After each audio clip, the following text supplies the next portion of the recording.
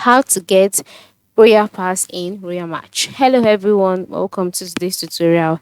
In this tutorial, I'll show you how you can get Royal Pass in Royal Match, and this is how to go about it. The first step is to log in into your Royal Match account, just like I've done here, and then at the top part of the screen you can see your profile icon, you can see some other icons, and you can also see the settings icon, and clicking on it to be taken to the settings page. And by the time you scroll down, you can see other options as well.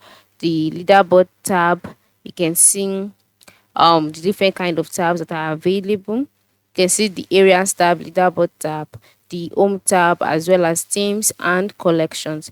And so once you can see all of this, next thing you must notice that Royal Pass consists of 30 steps. And then for you to be able to get Royal Pass, you have to ensure that you complete games, you complete each task, and that you get rewards. Okay. By the time you go from levels to levels, you'll be able to acquire the Royal Pass.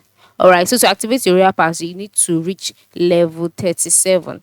So by going to your leaderboard, you'll be able to see the amount of games you played, the amount of feats you've contacted, the amount of tasks that you've carried out. And then once you get to level 37, you'll then be able to purchase the Royal Pass from the shop.